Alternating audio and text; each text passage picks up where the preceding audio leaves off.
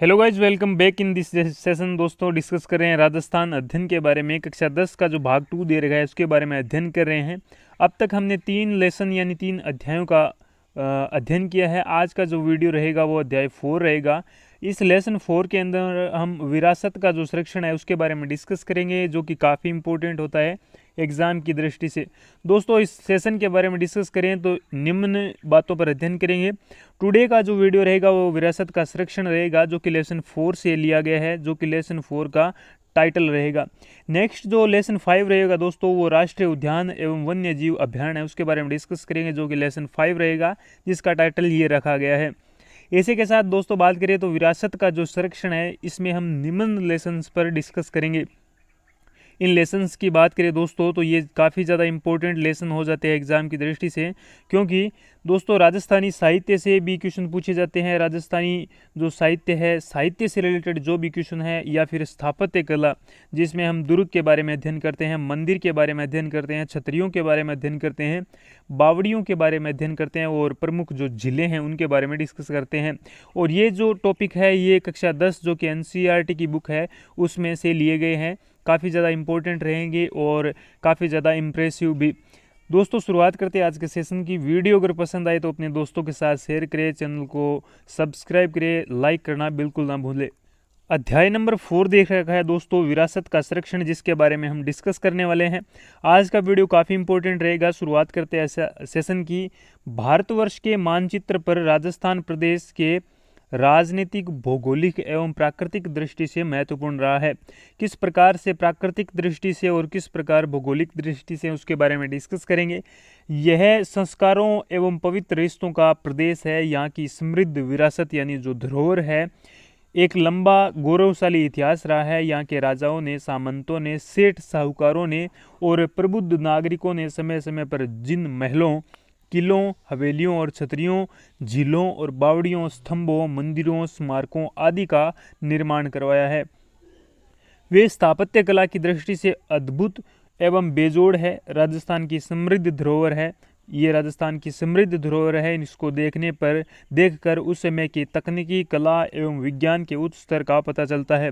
इसीलिए राजस्थान धरोहरों का प्रदेश कहलाता है। राजस्थान की समृद्ध सांस्कृतिक विरासत के प्रमुख रूप से 2 पक्ष, एक तो प्रथम साहित्य और दूसरा जो है वो रहेगा कला। तो दोस्तों यहाँ काफ़ी इंपॉर्टेंट सांस्कृतिक विरासत के प्रमुख 2 रूप है। कौन सा? एक तो साहित्य, एक रहेगा कला। और दोस्तों इन साहित्य और कला के आधार पर राजस्थान को धरोहरों का प्रदेश कहा जाता है। ये भी काफ़ी इंपॉर्टेंट क्वेश्चन हो सकता है। साहित्य के बारे में डिस्कस करें दोस्तों तो राजस्थान में साहित्य संस्कृत एवं प्राकृत भाषा में लिखा जान पड़ता है। पूर्व मध्य युग यानी 700 से 1000 ईस्वी में अपभ्रंश भाषा के विकास के कारण इसमें भी साहित्य लिखा गया है। इसी के साथ बात करें दोस्तों, कुछ विद्वान मानते हैं कि प्राकृत भाषा में डिंगल और डिंगल से गुजराती और गुजराती से मारवाड़ी भाषा का विकास हुआ। तो विद्वानों का क्या मानना है? प्राकृत से क्या निकली डिंगल, और डिंगल से क्या निकली गुजराती, और गुजराती से क्या निकली मारवाड़ी, ऐसा विद्वानों का मानना है। संस्कृत में से पिंगल, इसे ब्रज और खड़ी हिंदी का विकास हुआ। भाषा विद्वानों के अनुसार राजस्थान की प्रमुख भाषा मरु भाषा है। मरु भाषा को ही मरुवाणी या फिर मारवाड़ी कहा जाता है। डॉक्टर सुनीता कुमारी चटर्जी ने राजस्थानी भाषा के डिंगल अथवा मारवाड़ी भाषा का प्रयोग किया है। 8वीं शताब्दी ईस्वी में उदोतन सूर्य ने अपने ग्रंथ कुवल्यमाला में मरु, गुर्जर, लाट और मालव प्रदेश की भाषाओं का उल्लेख किया है। तो यहाँ पर काफ़ी ज़्यादा इंपॉर्टेंट एक तो ये क्वेश्चन हो जाता है कि सुनीता कुमार जी जो चटर्जी है, इसने अपने साहित्य में किस भाषा का प्रयोग किया है? इसने डिंगल अथवा मारवाड़ी भाषा का। दूसरा, कई बार एग्जाम में पूछा गया है, उद्योतन सूरी, इनका जो ग्रंथ है ये कुवल्यमाला। क्यों पूछा जाता है? क्योंकि साहित्य की दृष्टि से सबसे पौराणिक जो प्रमाण है वो उद्योतन सूरी के कुवल्यमाला ग्रंथ से मिलते हैं, जिसमें उसने गुर्जर, मरु, लाट और मालव प्रदेश की भाषाओं का उल्लेख किया है। जैन कवियों ने ग्रंथों की भाषा भी मरु भाषा है। ये भी आप इंपॉर्टेंट लगा सकते हैं कि जैन जो कवि थे उनकी भाषा क्या रहती थी उस समय, तो वो भी क्या रहती थी? मरु भाषा रहती थी। दोस्तों राजस्थानी साहित्य के बारे में डिस्कस करें तो राजस्थानी साहित्य समृद्ध साहित्य है, जिसके अंतर्गत रचना की दृष्टि से विविधता है। यह राजस्थान की विरासत है। राजस्थान संपूर्ण राजस्थान की भाषा रही है। इसकी कृतियां को 4 भागों में विभक्त किया जा सकता है। किस प्रकार से राजस्थानी भाषा की जो संपूर्ण भाषा में जो कृतियां लिखी गई है, चारण साहित्य की कृतियां, जैन साहित्य की कृतियां, संत साहित्य की कृतियां और लोक साहित्य की जो कृतियां हैं, ये काफ़ी ज़्यादा प्रसिद्ध रही है। चारण साहित्य की जो कृतियां हैं, चारण साहित्य भाषा का सबसे बड़ा समृद्ध साहित्य है। चारण कवियों ने इसका लेखन किया है। यह साहित्य वीर रस से ओतप्रोत है। यह साहित्य प्रबंध, काव्यों, गीतों, दोहों, सोरठों, कुंडलियों, छपैयों, सेवैयों आदि छंदों से उपलब्ध है। चारण साहित्य में अचलदास खींची वचनिका, पृथ्वीराज रासो, सूरज प्रकाश, वंश भास्कर, बांकीदास की जो ग्रंथावली है ये प्रमुख रही है। तो दोस्तों, चारण साहित्य के जो प्रमुख ग्रंथ है ये इंपॉर्टेंट हो सकते हैं आने वाले एग्जाम में, ये आप ध्यान में रखें। और सबसे समृद्ध ग्रंथ किस भाषा का है, तो ये चारण साहित्य में लिखा गया है। जैन साहित्य के अंतर्गत वह साहित्य आता है जो जैन मुनियों द्वारा लिखित है। वज्रसेन सूरी कृत भरतेश्वर बाहुबली घोर, ये वज्रसेन सूरी का ग्रंथ कई बार एग्जाम में पूछा गया है। शालीचंद्र सूरी कृत भरतेश्वर बाहुबली रास और प्राचीन राजस्थानी ग्रंथ रहे हैं। कालांतर में बुद्धिरास, जम्बू स्वामी चरित और अम्बरास, स्थूल भद्ररास और रेवंतगिरी रास, जीवदया रासु और चंदनबाला रास आदि ग्रंथों की रचना हुई है। राजस्थान के साहित्य विरासत में संत साहित्य का उल्लेखनीय स्थान है। भक्ति आंदोलन के समय दादू पंथियों ने, रामसनई संतों ने साहित्य का सृजन किया। इसके अतिरिक्त मीरा के पद, महाकवि वृंद के दोहे, ये भी काफ़ी ज़्यादा इम्पोर्टेंट, इसमें काफ़ी ज़्यादा इम्पोर्टेंट जो हम बन रहे हैं क्वेश्चन और कई बार एग्जाम में पूछे गए, वो मैंने आपसे के साथ डिस्कस किया है। नाभादास कृत वैष्णव भक्तों के जीवन चरित्र, पृथ्वीराज राठौड़ जिसे हम पिथल कहते हैं कृत वेली कृष्ण रुक्मणी वचनिका और सुंदर कुमारी की राम रहस्य पद तथा सुंदरदास और जाम्बोजी की रचनाएं आदि महत्वपूर्ण है। राजस्थान को लोक साहित्य भी समृद्ध है। इसके अतिरिक्त लोकगीत, लोक कथाएं, लोक नाट्य, पहेलियाँ, प्रेम कथाएं, फंडे जो फड़ होती है, तीज त्योहार, विवाह, जन्म, देव पूजन और मेले, अधिकतर गीत लोक साहित्य का भाग है। राजस्थान में फड़ का प्रचलन भी है, ये काफ़ी ज़्यादा इम्पोर्टेंट। किसी कपड़े पर लोक देवता का चित्रण किया जाकर उसके माध्यम से ऐतिहासिक पौराणिक कथा का प्रस्तुतिकरण किया जाना फड़ कहलाता है।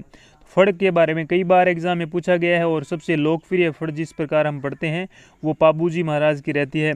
जैसे देवनारायण जी महाराज की फड़ पाबूजी फड़, और ये देवनारायण जी की फड़ पर डाक टिकट भी जारी हुआ है।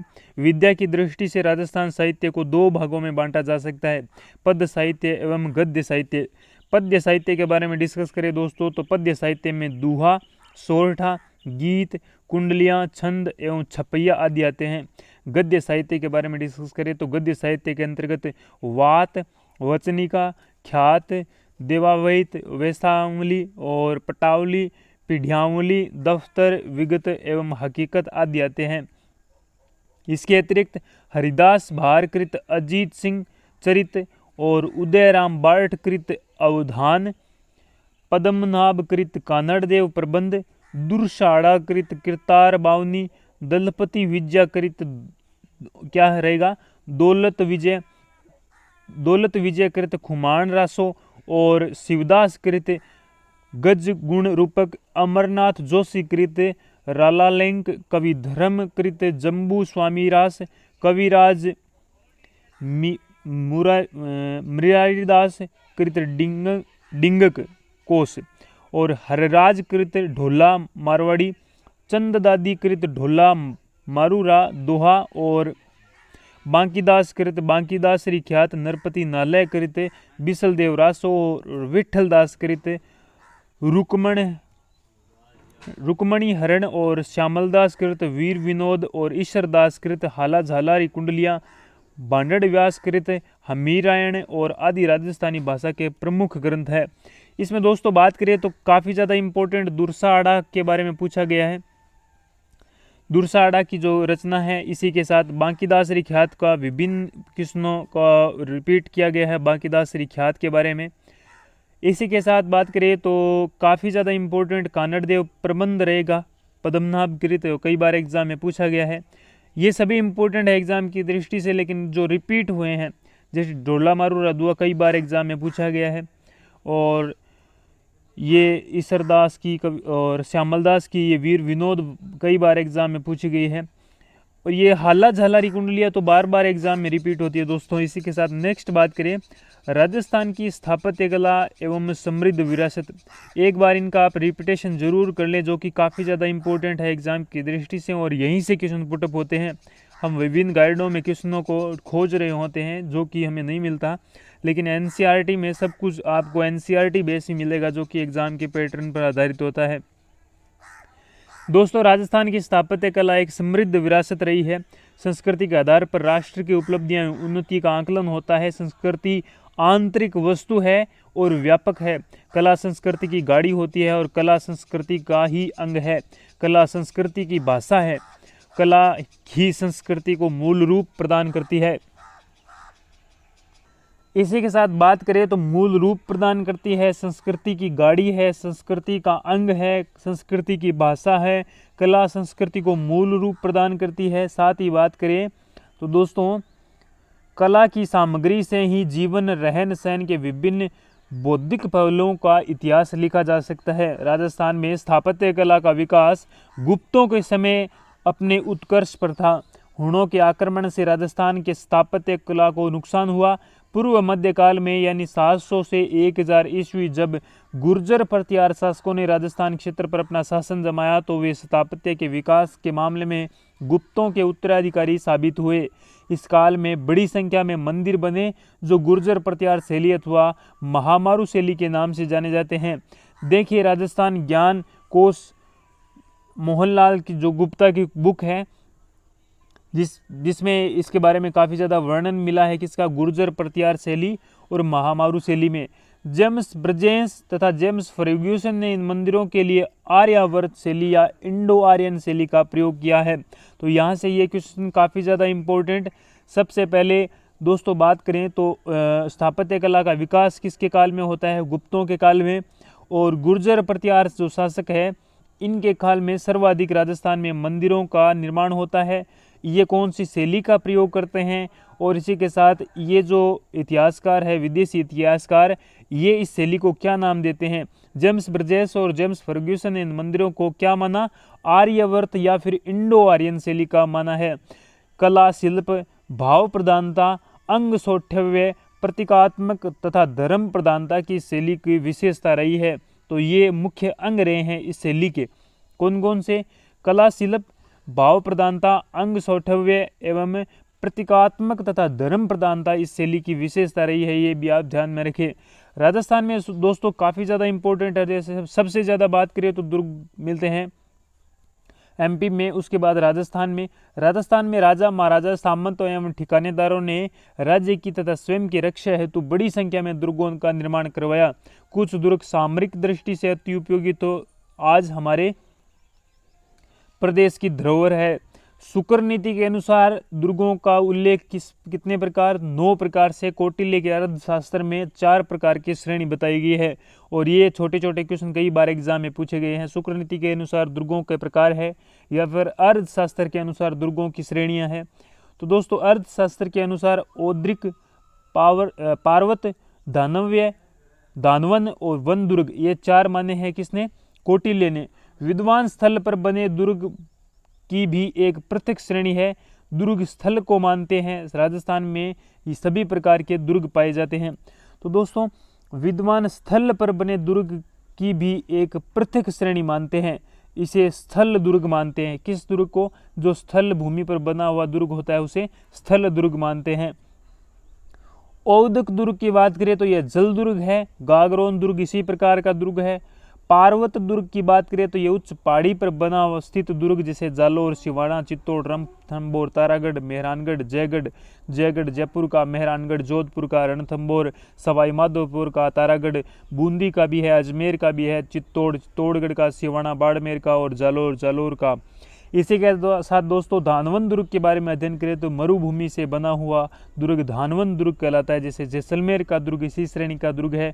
वन दुर्ग जंगल में बना हुआ दुर्ग वन दुर्ग। सिवाड़ा का जो दुर्ग है ये वन दुर्ग इसी दुर्ग का है।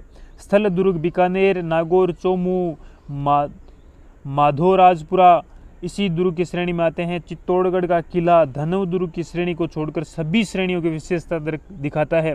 दोस्तों इसमें काफ़ी ज़्यादा इम्पोर्टेंट है ये कि चित्तौड़गढ़ का जो दुर्ग है ये धनव दुर्ग यानी ज़मीन पर न होकर बाकी सभी श्रेणियों को फॉलो करता है। इस वजह से इसी कारण राजस्थान में एक कहावत है कि गढ़ तो गढ़ चित्तौड़गढ़ बाकी सब गढ़ैया। मिट्टी के किले हनुमानगढ़ का भटनेर दुर्ग और भरतपुर का लोहागढ़ दुर्ग है। तो ये भी आप ध्यान में रखें, मिट्टी से निर्मित दुर्गों की हनुमानगढ़ का जो भटनेर है और भरतपुर का लोहागढ़ दुर्ग है। राजस्थान के जो प्रमुख दुर्ग है दोस्तों इनके बारे में नेक्स्ट वीडियो में डिस्कस करेंगे। काफ़ी ज़्यादा इंपॉर्टेंट रहेगा वीडियो अगर पसंद आए तो अपने दोस्तों के साथ शेयर करें। Thank you, have a nice day, wish you all the best, take care, अपना ख्याल रखें।